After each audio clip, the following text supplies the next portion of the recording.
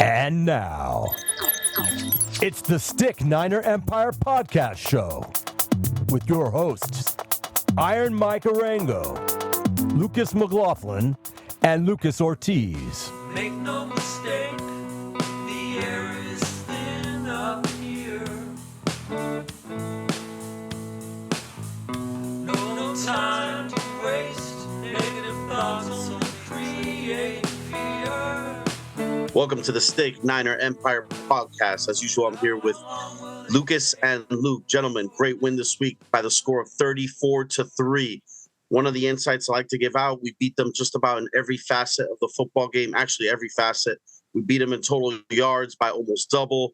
We doubled their rushing yards, really tripled their rushing yards, doubled their passing yards. Excellent win. Defense came alive. I can't speak enough, about how much Chase Young really helped the defensive line this week. Starting with you, Luke, how do you feel about the game? Just phenomenal game. I'm so happy that Lucas got to go to that game, by the way. Yeah, it was incredible. Of all games, you picked the best game of the season so far to go to the game. Like, what? Imagine if you picked one of the last three, right? It would have been not as fun of a trip. Yeah, right. Sure. It would have been like when we went to Seattle last year. So I thought it was an unbelievable game, obviously, and to see us beat one of the best teams, if not the best team going in, and just demolish them. And everybody was healthy. We talked about it. It's just we got who we needed back. Everybody was there, and that's what happens. We become from mediocre team to the best team in the NFL, in my opinion. It definitely showed, and you guys, I forgot who it was that mentioned it a week ago. It definitely does make a difference having Debo out there. It helps to get everyone open. And again, with the running game is not the same without Trent Williams. Yeah. Ortiz, how did you feel about watching this game? You were actually there. How was the energy, by the way, since you were at that game? So energy was great. It was a fun weekend. It felt like there were a ton of Niner fans just all over Jacksonville. Nice. We were the night before the game, we were hanging out in downtown Jacksonville. Then we went to Jacksonville Beach area, which is beautiful, and just Niner fans everywhere. They completely took over that area. There was Niner parties all day Saturday, big tailgates everywhere you go outside the stadium, and there was just energy. I felt like it was almost like a home game. I honestly felt like there were more 49er fans. At least 60% of the crowd was 49er fans. So it was a beautiful thing, and the team fed off the energy of the new addition Chase Young. I think there was a little desperation in the way that they play. They were just thumping from the get-go. It's nice to get that sack right on that first possession and just set the tone. Offense came out, scored a touchdown right away. So it was a great way to start that game. And it just kind of steamrolled into the big one-sided victory that we got. It was kind of disappointing to see that McCaffrey didn't get the touchdown to get the actual record instead of just he tied the record, right, for as much as Shanahan really tried to force feed him, he took him out of the game and then put him in once we got close to the goal. I think the team likes that. I think the team, they feel like Shanahan is their guy when he does stuff like that. Yeah, McCaffrey could have gotten hurt, and we would all be pissed off today if that would have happened, but it didn't. And at least they try to give him the lead all to himself. I think it was Lenny Moore he was tied with at 17, and this would have broke the record. But, I'll take the win, guys. That was the most important thing. I think we reasserted ourselves as the most dominant team in the NFL. Some people might say it's the Eagles. I disagree. I don't think they've really shown a whole lot this season to show the country that they're the most dominant team in the NFL. Yeah. I think this last game reasserted that. What do you think, Mike? The Eagles have been having a tough time with everyone, and they got beat up by Washington. So I completely, wholeheartedly agree with you 101%. With that said, I'm going to tell you guys right now, besides the defensive line, which we all know was absolutely spectacular, one of the big changes, I want to get both of your thoughts on this, one of the big changes is they brought back Ambry Thomas. They gave him Lenore's spot, and they put Lenore in the slot. Now, I didn't think Lenore did that great in the slot. I'll tell you why in a little bit, but he had all sorts of issues. He got dusted at least 3 times in the game. He missed 4 tackles, 3 in the first half. I didn't think he did that well, so I don't think that was particularly a huge reason why. I think more than anything was the defensive line.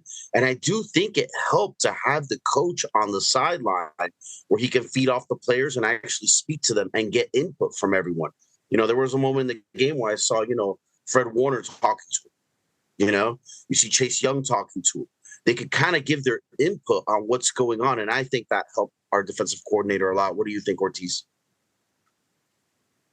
I'm going to respectfully disagree on Lenoir. I thought that was a really big change, taking Oliver off the field. I think he'd kind of struggled covering slot receivers, especially when it came to, faster, quicker receivers that he just couldn't keep up with. He's not really a nickel cornerback.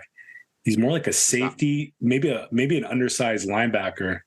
So getting Ambry out there on the outside, allowing Lenoir to cover the slot. He missed a tackle or two, but he really didn't give up much. He missed more than two. He missed 2. So he missed 2. I counted. He missed more than 2, man. But in coverage, he was solid. And one of the biggest plays that you will not remember was on the interception where I think Nick Bosa almost got the sack on Trevor Lawrence.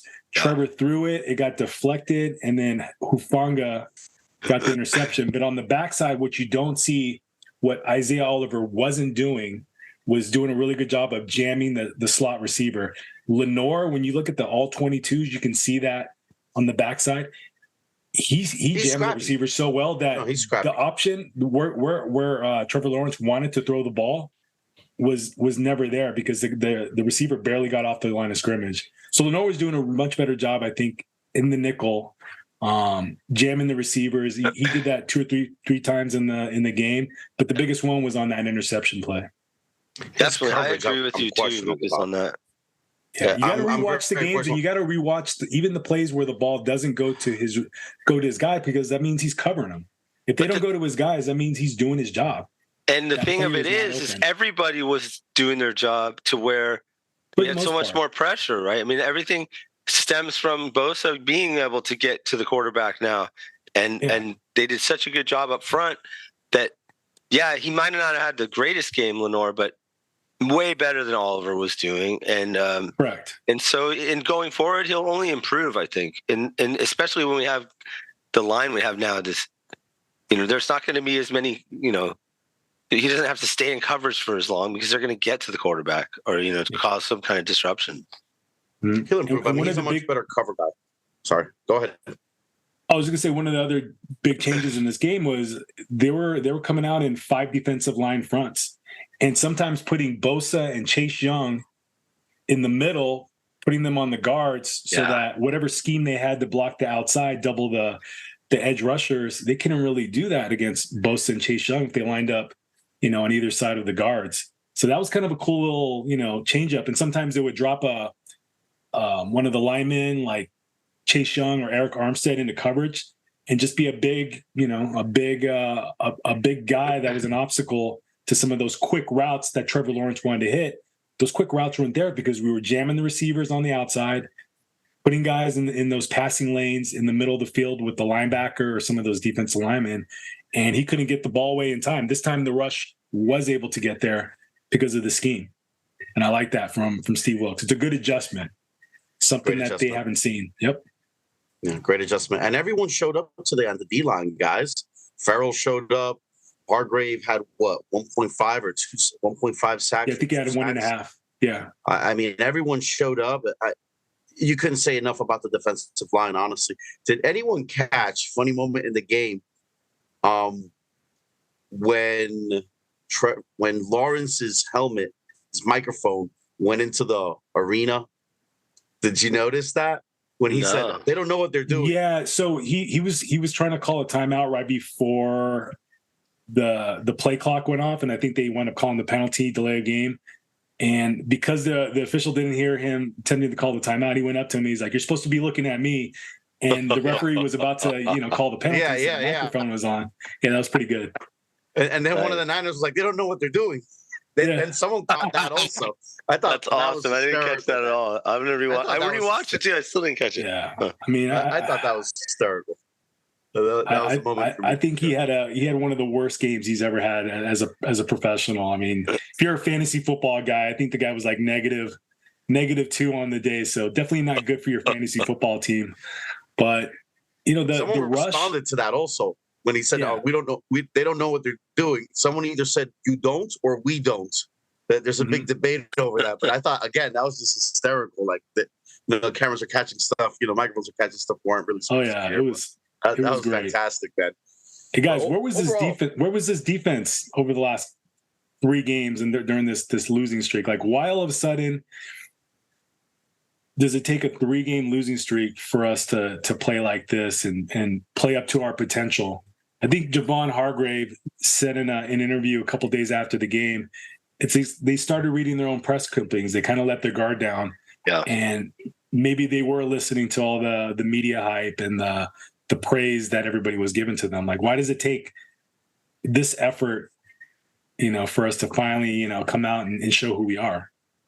Well, they started stopping the run, and that really helped everything. I think also, like Mike brought up, having the coordinator on the field gives the players more of a sense of, that he's right there with them and helping them on the spot instead of saying, "Hey, can you send a note down to this guy?" He's right there. Tell him, "Hey, when this happens, you need to do this," Yeah. And that kind of stuff is so important in a game. Mm-hmm. Yeah, it's not a game of telephone where the coordinator has to send a message to somebody on the sideline. The person on the sideline tells the player. It's direct, instant feedback. He went and congratulated a lot of players that were making plays when Ambry Thomas had that huge tackle, fumble recovery, and then touchdown, which they took back because of the players on the field. Actually, the coaches were on the field, I think was the official call. He was out there chest bumping and high-fiving, and maybe he's not the rah-rah guy that Saleh was or D'Amico Ryans, but I think he kind of fed into the whole sideline energy as well. I think he liked it. I think we're going to see it for the rest of the season. And I think Shanahan felt great about making that decision. You're going to be on the field. We got to change things up. We lost 3 in a row. And now I need you to go be there with the players and communicate.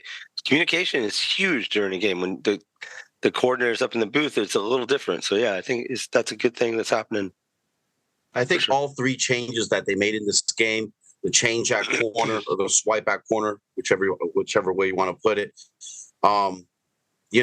playing 5 guys on the D-line and having the defensive coordinator on. I think all those 3 things honestly helped us. Gentlemen, are we still concerned about the coverage a little bit? Because that's my concern a little bit. For those of you that don't know, by the way, strange thing, I didn't realize that Jason Verrett's still in the league. He just got let go 6 hours ago.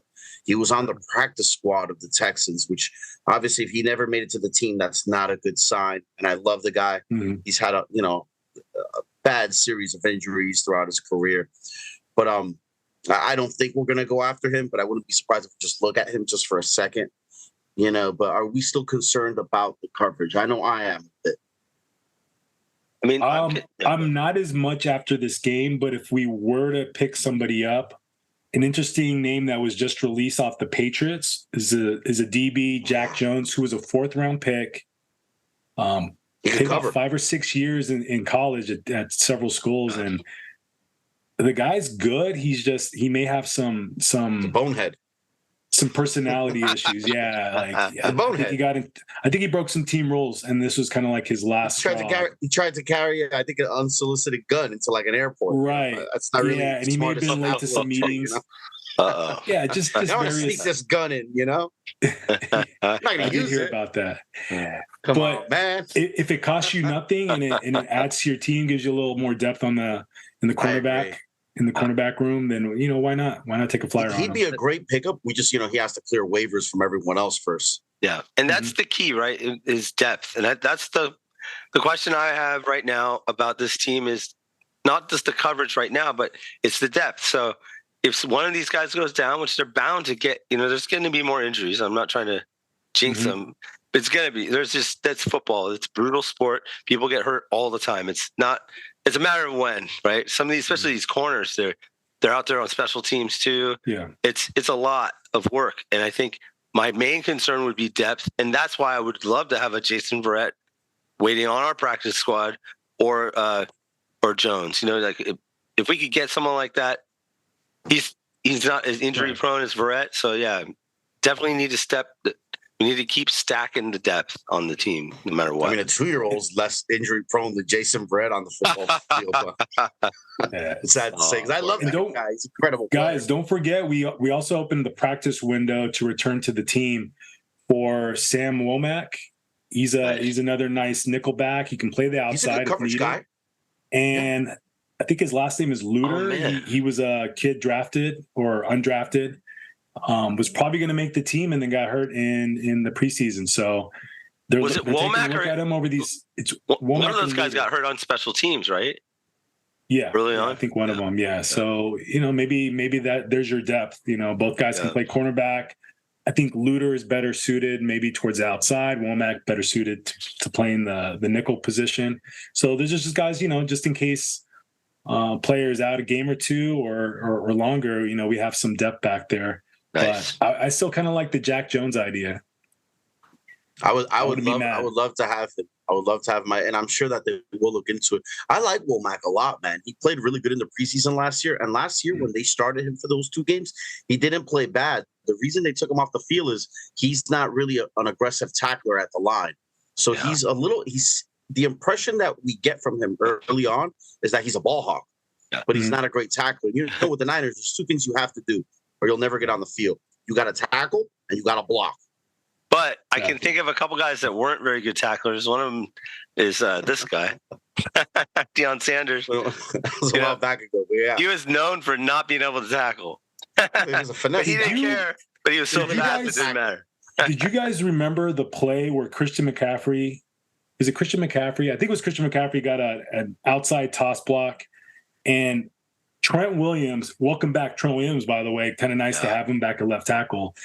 Pulled outside, and the cornerback made a business decision and ran away from Trent Williams instead of trying to tackle Christian McCaffrey. I saw that. The announcers highlighted. I rewatched the game, and the announcers were just laughing about it. They're like, he didn't want any part of Trent Williams. And then after the game, Trent Williams commented, and he's like, I've never seen any guy run away from me. Like, can we do that next time? I'm not ready for this. It is the funniest thing when you watch it in slow motion because you see the eye. It's like a guy looking at a silverback gorilla charging him and just saying, nope. Not today. I'm good. Not today, Satan. Nice. Williams is known to be aggressive, so I wouldn't want any part of that either. Yeah. And Debo, let's talk about the offense. I mean, having Debo back just unlocked everything, I feel like. Yep. It did, and he had that nice little runaround for the TD. He had a few nice catches. Everyone had nice catches, and my boy Kittle came along strong, man. Was it like 114, 116 yards off of those 3 catches, including that bomb. Great throw by Purdy. All of these things made Purdy so much better, right? I mean, having Debo is healthy. I mean, it changes everything. The blocking, everything. A grenade. Should we open up the Arango files and break down Purdy? Like, what do you guys think? Yeah, let's do it. Mike, talk to us about what you saw from Purdy and what you loved about this game. Well, according to Terry Bradshaw, he played pretty average the first half, and I would agree. But man, he was fire in the second half. He ended up the game with 3 touchdowns, 296 yards, one of the 2. He had a wonderful game. I give him like an A-. Absolutely. And that play, all the pressures in that deep pass to Kittle for 65 yards, all the pressure was in his face. If that was Jimmy, he'd probably just hand it to like the defender when he put his hand up or something, And did you guys see what he did? Yeah. Did you see what he did? He actually pump faked the safety to take the guy in the middle. I think it was Ayuk was running like a dig inside. So the safety moved up, and that's what left Kittle one-on-one on the outside. So if he doesn't do that pump, that might be the safety going over the top and picking that. Purdy's a savvy player. I will say that, and love the Shanahan reaction, turning his back before Kittle even scores the touchdown. I think he turned his back right as he catches it. I don't think he wanted to watch that because he figured it was probably going to be a pick or a throwaway or something. And does the Judd Nelson fist pump at the end of Breakfast Club? Yeah. I mean, that was beautiful. He was walking in those last 10 yards, man. That was just really easy. But Yeah, just it was a hysterical throw if you really look at it. It's like all these hands, all these helmets, and Purdy's a short dude. He's not the biggest quarterback in the world. He's like 6'1" or something like that. And everything's on top of him, and he throws it up. And you're like, what? So quick story. Right before the game, this is like about an hour before the game started. We're in the it's kind of like the area in Jacksonville where there's like a lot of like food stalls. There's a lot of like games and things for fans to interact in. And there's this opening where you can walk into the field. And I think that's where people that get on-field passes before the game check in to go onto the field. We saw George Kittle's dad and his beautiful wife walking in, and we said hi right as they came in. We were like, nice. Mr. Kittle, and was it Mrs. Kittle? We're like, have a great game today, or enjoy the game, something like that. Like we were just, in awe that we saw the Kittle familia walking onto the field right before the game. It was pretty cool. We finally got over that 30 hump that we were getting every single week for the first 5 weeks, and we should have had 40, 42. I think if we didn't try to force feed it into McCaffrey, probably score that last touchdown at the end of the game. But don't bring out Sam Darnold because he doesn't. I don't want to nip anything when he comes out there this year. I think it's a great time to get down in the trenches with Lucas Ortiz. But first, I have a quick announcement, and that is that I heard from Damon Bruce, and he will be doing the podcast following the Bucs game. So that's going to be fun, and I can't wait to see him. Friend of the pod, Damon Bruce. Yeah, he's been on every season, so I can't wait. So just wanted to tell our viewers that. Welcome Damon Bruce to the show next week. Yeah, looking forward to that. All right, guys, let's get down in the trenches. Let's start with Trent Williams. He was the big question mark going into the game. We didn't know if he was going to be able to play. He said he was very questionable, and it was going to come down to how he felt day of after he warmed up. I saw him actually doing some stretching, some pre-workout stuff in his shorts a couple hours before the game started. And did they just tape him up or put a brace on it? So I think they get a little shot. I think a little shot for the pain. They definitely tape it up, and that's pretty much it. Once you warm up, it's just see how it feels. I didn't see any instance of him favoring it, looking slow. We talked about him pulling on some plays earlier. He looked great. He looked fast. Yeah. He did give up a really bad, I think it was a holding call on one of their DNs. Other than that, he played a hell of a game. And I really thought John Feliciano filling in at the left guard spot for Aaron Banks, he was solid. He held his ground. He may have earned himself a job for the rest of the season. I don't think he's going to take Aaron Banks' spot, but maybe Spencer Burford. Burford did have a nice game, but it's, he's been struggling over the last 3 weeks, giving up some sacks, giving up some penalties. And, Feliciano, he's an established veteran. He's played a lot of games with the Raiders, with the Bills. So he's coming in as a seasoned vet, and he looked every bit of that. Does that kind of, how it works? Like they'll go with the hot hand now because we had such a great game. Well, we don't know. I mean, we got to see how he plays for the next couple of games. So I think Aaron Banks will not be back this weekend. He may not even be back for the Thanksgiving game against Seattle. So, Feliciano can kind of use this as a chance to try out. Yeah, I was really happy when we picked up Feliciano because I know him from watching. My ex used to watch all the Raiders games, so I watched many Raiders games. I actually know his mom. She lives down in Miami. She was a good friend years ago. But yeah, man, Burford actually had one of my favorite plays of the game where they gave it to McCaffrey, and there was nothing there. Stuffed, kind of carried with McCaffrey and carried him through to the first down. McCaffrey just kept on pushing, and he bulldozered right behind him. So I thought that was a really neat play. I thought that's really what it's all about. You're all helping each other, and anyone could be a star and have a moment. The line that our old team had. Right. Yeah, anyone could be a star. Man, that was a star play. I thought it was great. They established the run earlier, which helped our passing game because now we can able to effectively do some fake handoffs and play action passes. Those are working beautifully because the run game was there. We established it. The receivers, having Debo actually helps our run game. It helps the offensive line because now he's blocking well. Yep. You got Jennings in his natural position, which is a big slot. He blocks better from that position, and just everything works that much better. Not only does Cole Debo block, but they also have to worry about him because he's a weapon. I mean, he's right. one of our best. I think the only sack or two that in the game where guys were just covered and Brock had to hold on to the ball. Like he tried to escape the rush and got tripped up. There were plenty of plays where he was getting so much protection. I couldn't believe how much time he had. And it allows for those deep developing routes to open up. And he was hitting Ayuk on those ends. He was hitting Debo on some crossing routes and the big play to George Ayuk. I thought the offensive line, the best pass protection they gave Brock was a big 3rd and 9 right before halftime. Brock had, must have been like 4 or 5 seconds in the pocket, threw a dime to the outside to Ayuk right on the sideline, and that got us in the field goal range. So we kicked that field goal right before halftime. One of the best throws I've seen every year. One of the best throws, yeah, exactly. One of the best throws I've seen all season, and it was because of the protection. The protection's there. It's not there. He's not able to make that throw. So the line, I say this is an A++ game. Let's carry this momentum into the next week and just, we're not going to lose again, guys. That's my feeling. We're going to go undefeated. I say I said that. I said we're going to win out. You did say that last week. I did say that. I'm going to say one game. I'm gonna say one game, but guys, you know what's great about this offense too, man, and what tells you how much potential this team has. If you were to ask most people who's the MVP on the offense or just generally the team, most people say McCaffrey, but for me, it's almost like a 3-way tie almost between Ayuk, Purdy, McCaffrey. I'd still go with McCaffrey, but I'll tell you right now, like I think any of those 3 guys could be the MVP because. And you got Debo too, right? Debo, now that he's healthy, is going to make a run for that same. Hopefully, but I'll tell you what, if he does, then more power to us. We're going to be damn hard to beat, But Trent Williams every week.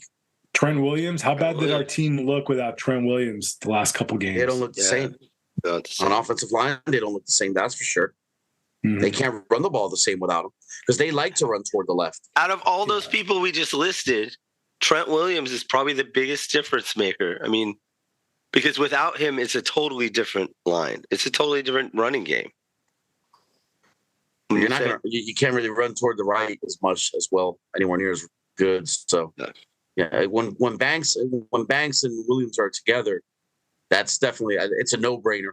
I'll tell you this: if it was Jalen Moore out there pulling on the edge, I don't think that cornerback would have ran away from Jalen Moore. That's all I got to say. No. Seriously doubt that. Gentlemen, so how are we looking next week? How are you guys feeling about we got the Bucks? I love the play where Bosa and Chase Young tackled Trevor Lawrence at the same time. Bosa got the strip sack, but I think they shared the sack on that. That's going to happen 10 times against the Buccaneers. Armstead actually had to leave the game because one of their offensive linemen, I think it was Scherf. Oh, yeah. Actually took a cheap shot and kind of kicked him in the knee. And it hit him with the foot right there on the knee. Yeah. So that has to hurt. As an offensive lineman, that looked very... Did it? Yeah, it looked chippy. It looked like he did it on purpose.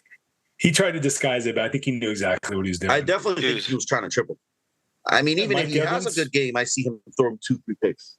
Yeah. The Tampa Bay Buccaneers have 3 good players. They have Mike Evans. Yep. They have Antoine Winfield II. Yeah. And I'm trying to remember the third. Tristan Wirfs. Tristan Wirfs is a all-pro level left tackle. That's it, guys. It's a lot of mediocrity on their team. Yeah. Good win. They're getting a lot of turnovers this season, which has led to some wins, but they're not a great team. If we play the way we did against Jacksonville, this game's not close. As they say, it should be a blowout. I'm calling 45-10. Ooh, Last week I was off by 1 point. I said the 49ers would score 35. They scored 34. I said the Jacksonville Jaguars would score 17. I was way off on that. But I think I'm going to nail this one. 45-10, 49ers. Nice. Love it. If anyone disagrees on the show, it's usually you and I. But today, on this moment, I'm going to agree with you, my friend. Damn right. I'm going to say that. I'm going to say it's right around there. I think it's a blowout. I think I might give them 13. I'll give them 13 maybe. But I just don't see what they're going to do against us. I don't see it happening. The Niners are feeling it right now. They know that they got a tough schedule ahead. They got Philly coming up. Can't afford to lose. I don't like the fact that we play, even though we're much superior team to the Seahawks, I don't like the fact that we play them twice in a 3-week span. It's something about that just bothers me a little bit. With that said, the way Seattle's playing, they're kind of like up and down all year, but I could see us winning both of those games. But I think we can't. We want that first seed. In order to get that first seed, gentlemen, we cannot lose more than maybe one game. So moving forward, I don't think we can lose at all. I don't think you might be right. It depends on how Philly goes. I think someone else is going to beat Philly again, but it depends how that goes. But that Philly game really becomes important if you really think about it, because that could be the tiebreaker right there. So I'm going to say we're dominating this game, 40-13. I'll go with Lucas's score for the most part. I would not want to be the Bucs going into this after the kind of cylinders we were hitting on in that last game. It's going to continue, just like I said. We're going to win out, and I think we're going to have Brock 30, about 38-7, because Mike Evans is pretty good. He'll get a touchdown. Great player. I like him. Other than that, consistent. They're going to have problems trying to match up against our defense right now. These guys are playing well as a team. It's a great unit. I think you're going to see these corners getting better now that they've made some changes. So, yeah, I can't wait, man. It's going to be great. And then we'll see Damon on the flip side. Do you realize how good you have to be the worst defender on the 49ers? Is it safe to say, gentlemen, the Niners are who we thought they were? Who's got it better than us? Oh, there we go. Nice. All right. Having some fun, gentlemen. Let's give one more shout out to Brock Purdy. Right now, he's the number one quarterback statistically in the NFL. Number one in total QBR. Yep. He's number one in total passer rating. And a really big stat is number one in pass yards per pass attempt, which is like 11, which is insane. So every time he throws the ball, he averages 11 yards per attempt. That's the next closest guy is 9. He's not just in the MVP talk. I think he's in NFL All-Pro talk. Nice. Well, I should say he's not just NFL All-Pro talk. He's in the MVP discussion. There you go. And he's just this is like, I think it was his 16th game. It's been a year since we've seen him, and he's just gotten better. This is his best game so far. Game, and I completely agree with you. He should be a Pro Bowler this year, definitely. We're getting that feeling right now that Shanahan is ready. He really wants to get to the big game and win it, and he deserves that. So, just keep it on the course and stay on target, and we'll get there. When you're that as great of a coach as he is, man, it usually comes eventually. It didn't happen for Marty Schottenheimer. He was a wonderful coach. But it usually comes, you look at someone like Andy Reid, and a lot of people criticize him throughout the years. Mm-hmm. Just like, if you're not a Niners fan, you might be criticizing Kyle Shanahan too. A lot of people do, but it was tough when Andy Reid and the Chiefs cheated and all that, and they won the Super Bowl. But we'll get one. No. I blame on Jimmy G a little bit too, but that's another story. Gentlemen, everyone watching the show, if you like the show, you had some good laughs today, you enjoy the show, watch it every week. Like and subscribe, people. Like and subscribe. All right, man. Go Niners, boys. Go Niners. With that, let's go Niners. Let's get ready next week. Let's do it. Tear them up. Damon Bruce next week. Looking forward to it. Yeah. Right on. Thanks, guys. Have a great night, gentlemen. Good day. It's the Stick Niner Empire Podcast Show.